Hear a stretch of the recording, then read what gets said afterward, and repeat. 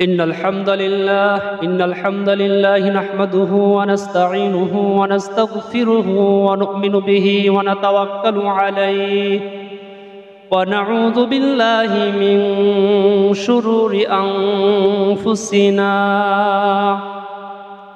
ومن سيئات أعمالنا من يهد الله فلا مضل له ومن يضلل فلا هادي له أي فلن تجد له وليا مرشدا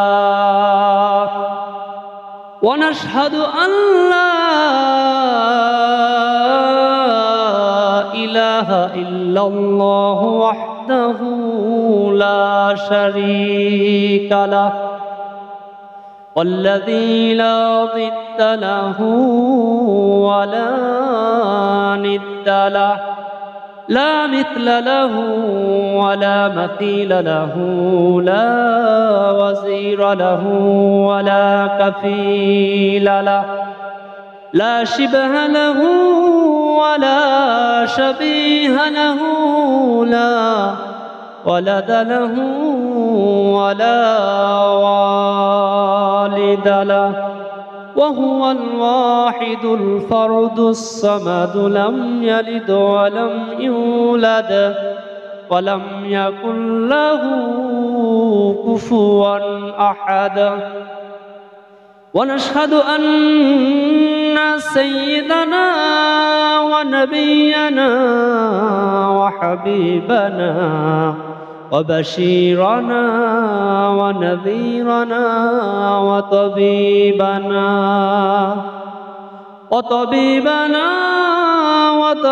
أرواحنا وحبيبنا وحبيب قلوب ربنا محمدًا عبد الله ورسوله أرسله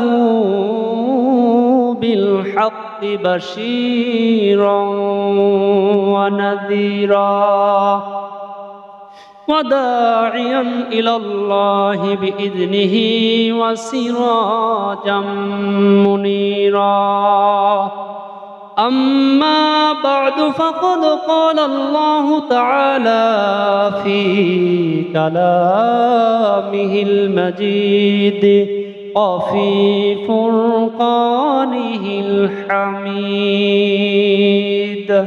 أعوذ بالله من الشيطان الرجيم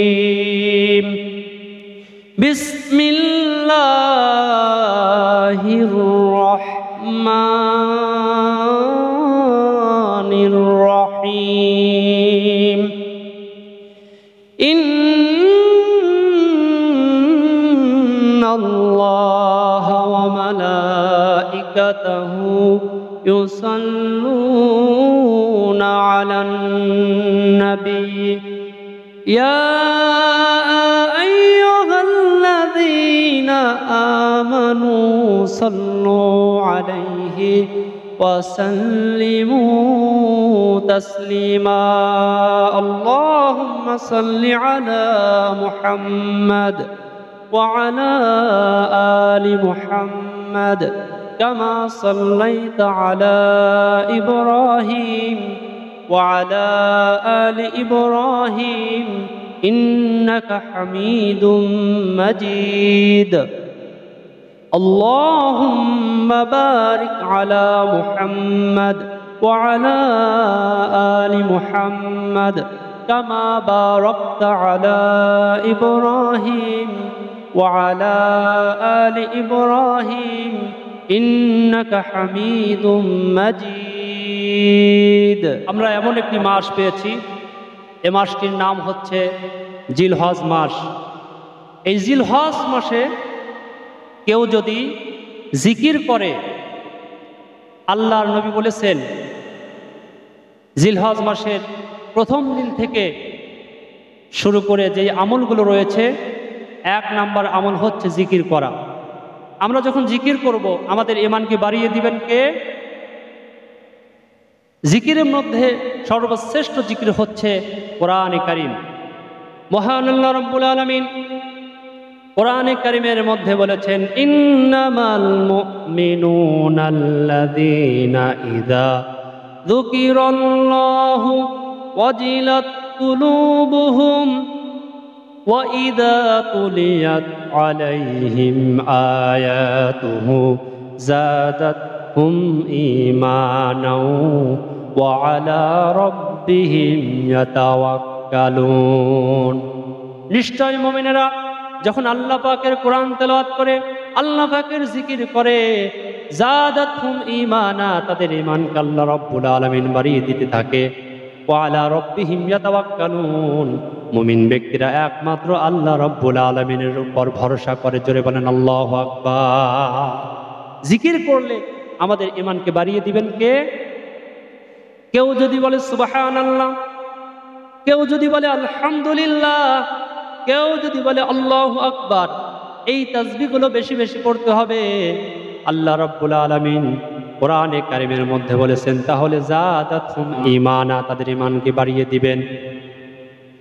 রাসূল কারীম সাল্লাল্লাহু আলাইহি ওয়াসাল্লাম বলেছেন, কেউ যদি বলে একটা বার বলে সুবহানাল্লাহ, সুবহানাল্লাহ বলার কারণে সৌদি আরবের মধ্যে শ্রেষ্ঠ যেই ঘোড়াটা রয়েছে, ওই ঘোড়াটা যদি ৬,০০০ বছর পর্যন্ত দৌড়াতে থাকে, আল্লাহ রাব্বুল আলামিন সুবহানাল্লাহ বলার কারণে যেই গাছটা তৈরি করবেন জান্নাতের মধ্যে, ওই ঘোড়াটা ৬,০০০ বছর পর্যন্ত দৌড়াতে থাকবে, তবু ওই গাছের শ্যামা অতিক্রম করতে পারবে না, ওই গাছের ছায়াটা পর্যন্ত অতিক্রম করতে পারবে না। জোরে বলেন সুবহানাল্লাহ।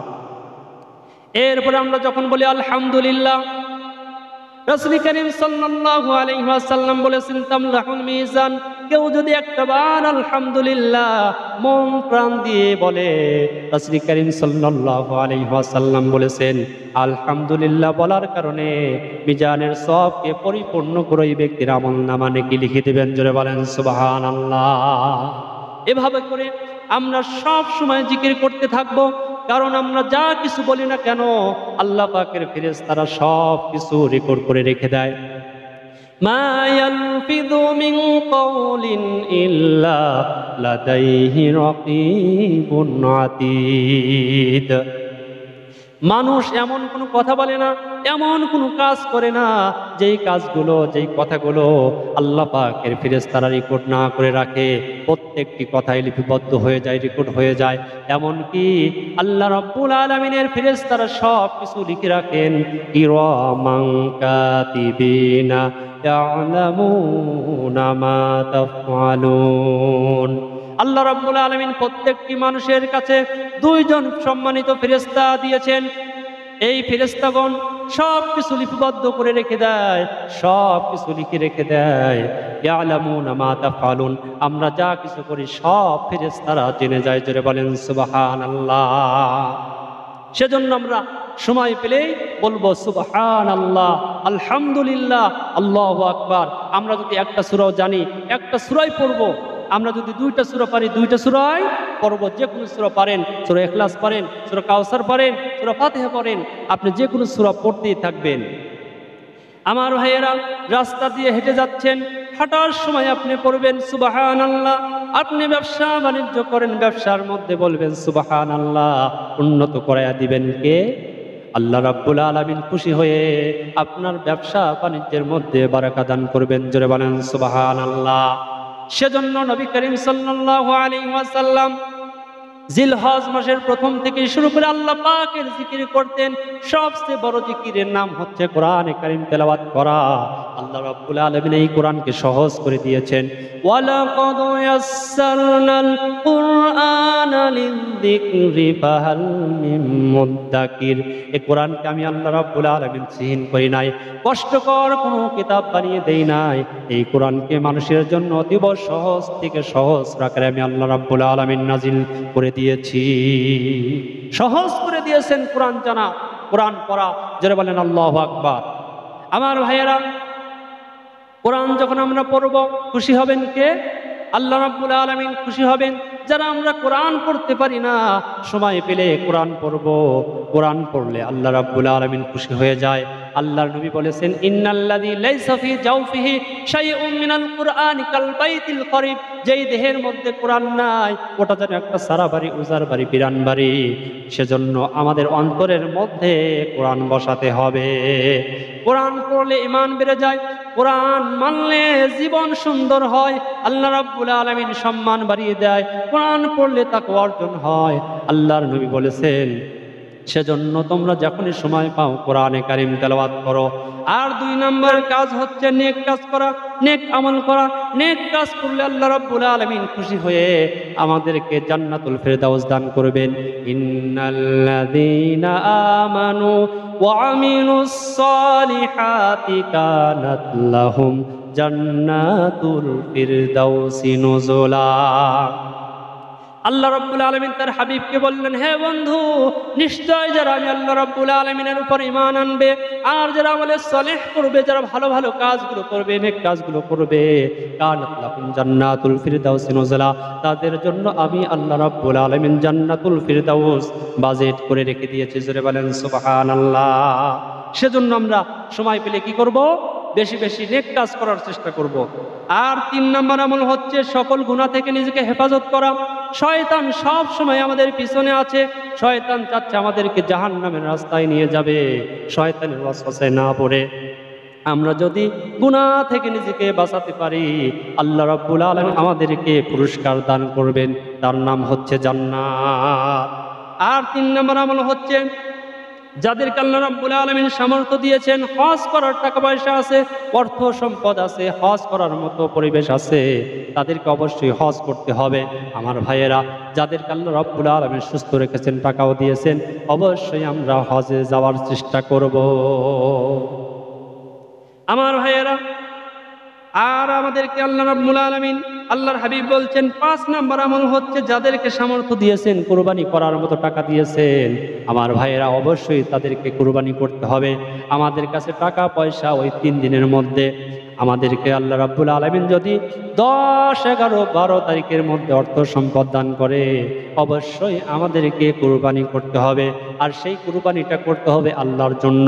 আল্লাহ পাক বলছেন, কুল ইন্না সালাতি ওয়া নুসুকি ওয়া মাহইয়ায়া ওয়া মামাতি লিল্লাহি রাব্বিল আলামিন। কুল, হে নবী আপনি বলুন, ইন্না সালাতি ওয়া নুসুকি ওয়া মাহইয়ায়া ওয়া মামাতি লিল্লাহি রাব্বিল আলামিন, নিশ্চয় আপনার নামাজ, আপনার কুরবানি, আপনার হায়াত, আপনার মওত সবটাই আল্লাহ রাব্বুল আলামিনের জন্য নিবেদিত। তার জন্য, আল্লাহ পাকের জন্য সবটাই করতে হবে। আমার ভাইয়েরা, আমরা যে নামাজ আদায় করি, নামাজটা আল্লাহর জন্য পড়তে হবে। আমার ভাইয়েরা, যা কিছু করি না কেন আল্লাহর জন্য করতে হবে। আমার জান, আমার মাল আল্লাহর জন্য সব কিছু খরচ করতে হবে। আর 6 নম্বর আমল হচ্ছে আমার ভাইয়েরা বেশি বেশি করে তাকবীর পাঠ করা। এই যে আমরা জিলহজ মাস পেয়েছি, 9 তারিখের ফজর থেকে শুরু করে 12 তারিখের আসর পর্যন্ত আমরা তাকবীর পাঠ করব, বেশি বেশি করে ইস্তিগফার করব, বেশি বেশি করে আল্লাহ তাআলার কাছে মাফ চাইব। 8 নম্বর আমল হচ্ছে জিলহজ মাসের 9 তারিখে আমরা আরাফার দিন আমরা নফল ইবাদত করার চেষ্টা করব। বিশেষ করে আমরা রোজা রাখার চেষ্টা করব। এটা হচ্ছে রাসূল করিম সাল্লাল্লাহু আলাইহি সাল্লাম রেখেছিলেন। রাসূল করিম সাল্লাল্লাহু আলাইহি ওয়াসাল্লাম বলেছেন, যেই ব্যক্তি আরাফার দিনে রোজা রাখবে, আল্লাহ রাব্বুল আলামিন খুশি হয়ে সামনের পিছনের 2 বছরের গুনাহ মাফ করে দিবেন। জোরে বলেন সুবহানাল্লাহ। আর 9 নম্বর আমল হচ্ছে স্পেশাল ভাবে রোজা রাখা, বেশি বেশি করে রোজা রাখা। আর 10 নম্বরের আমল হচ্ছে ঈদুল আজহারের ফজরের নামাজে উপস্থিত হওয়া। ঈদের দিন সকালবেলা আমরা সকলেই ফজরের নামাজে উপস্থিত হবে ইনশাআল্লাহ। আমরা এই 10টা আমল সকলেই করার চেষ্টা করব। আল্লাহ রাব্বুল আলামিন সেই তৌফিক আমাদের সকলকে দান করেন। জোরে বলেন আমিন।